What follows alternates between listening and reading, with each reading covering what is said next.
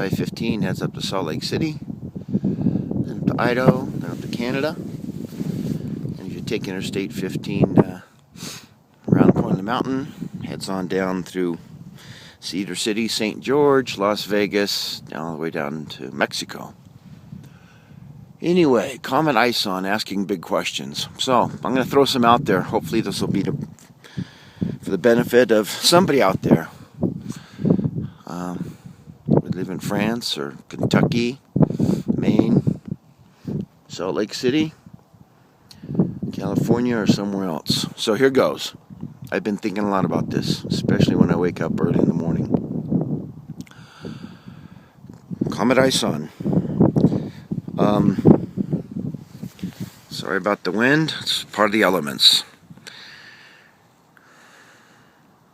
Here's some questions.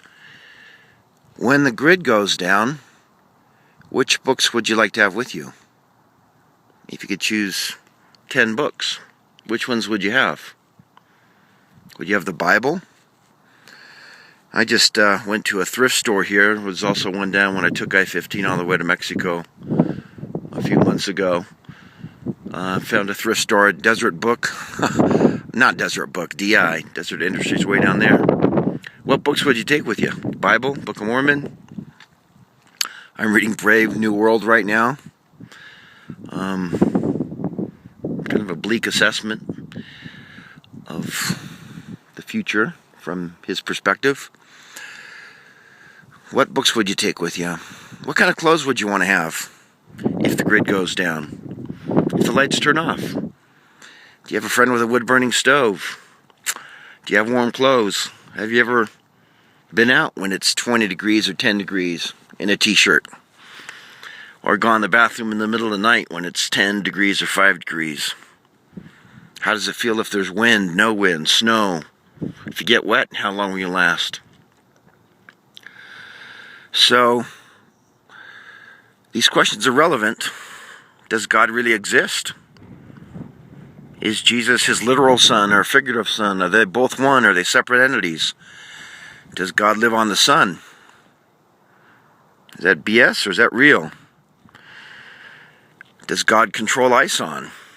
Is Ison just a scientific thing that's happening and evidently visible by binoculars starting about now? And I guess perihelion coming this month. And then come back around past Earth. Anyway, questions. How will Ison affect the grid? How will it affect your life? How real is it? Will it break up? Will it not break up? Who can you trust? Where do you want to be? Do you want to be in a big city? Do you want to be in a country alone? Who do you want to be with? The rough thing about this is that it's going to happen overnight. Things will be normal. Cars will be moving.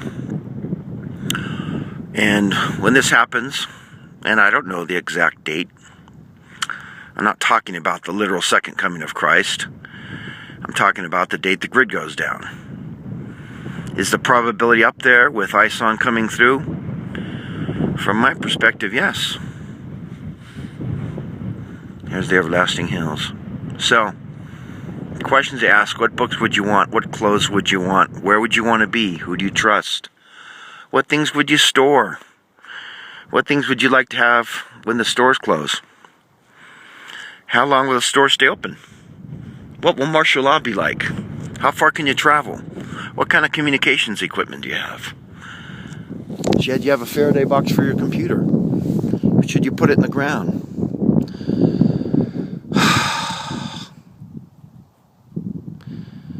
Anyway, you spend a lot of time down there in the city. You just walk up here, and here's where the,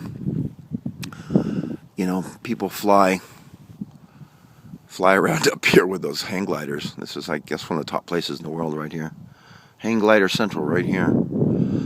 And over there we have the data center to store every phone call and text and email for the next 100 years for the whole planet. This is Point of the Mountain, Utah. There's the largest copper mine, some field gold mine in the world, Kennecott Copper.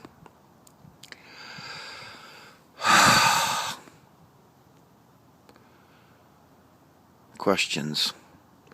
What's the purpose of life? What happens when you die? What continues on? What's ephemeral? What disappears? I'm starting to feel that the more I move around and try to figure out, where the right place to be is, where home is, where the people I trust are, where I want to be. Questions to ask. Questions to ask. I'd ask these deep questions now because it'll happen overnight. You'll wake up in the morning and just imagine a world where the grid's not on. Wouldn't have affected the pioneers that much. But I'll tell you, it'll affect today's society in massive ways.